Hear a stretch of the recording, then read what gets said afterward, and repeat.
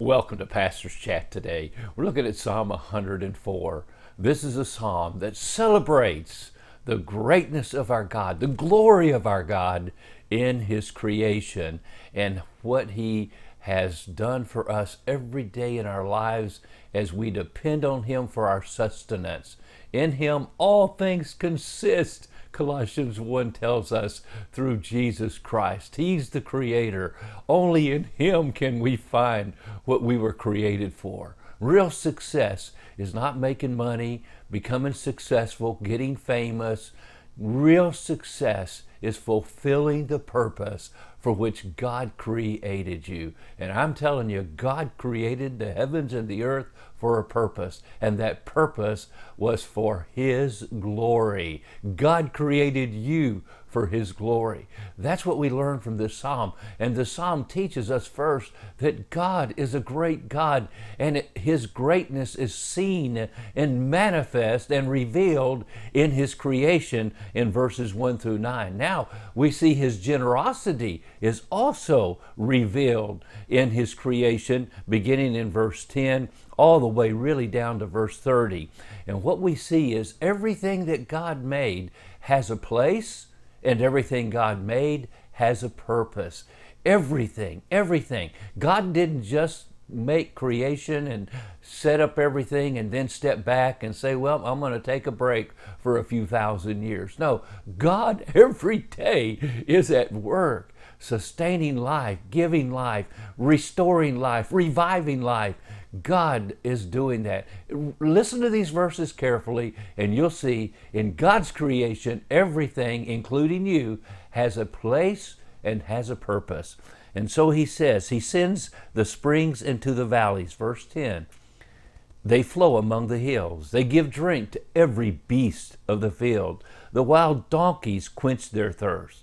By them the birds of the heavens have their home. They sing among the branches. He waters the hills from His upper chambers, from the clouds, of course. The earth is satisfied with the fruit of your works.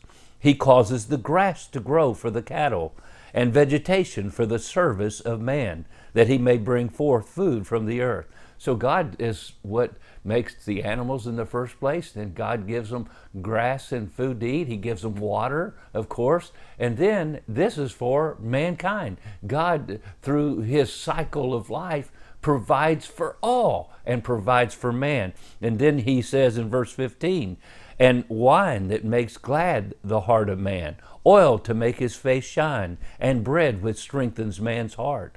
The trees of the Lord are full of sap, the cedars of Lebanon which He planted, where the birds make their nest. The stork has her home in the fir trees. The high hills are for the wild goats. The cliffs are a refuge for the rock badgers. He appointed the moon for seasons. The sun knows its going down.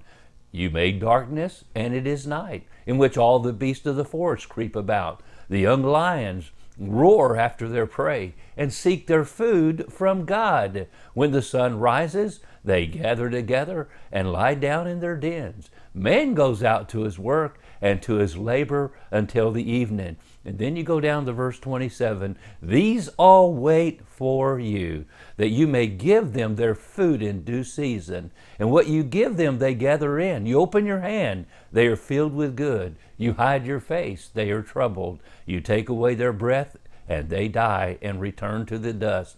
You send forth your Spirit, and they are created, and you renew the face of the earth.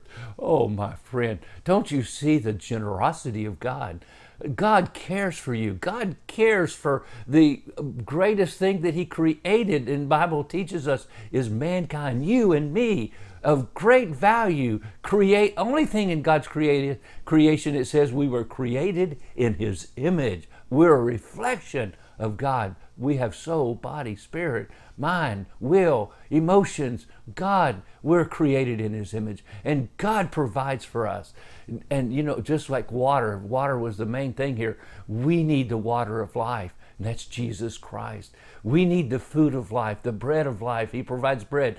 Jesus is the bread of life.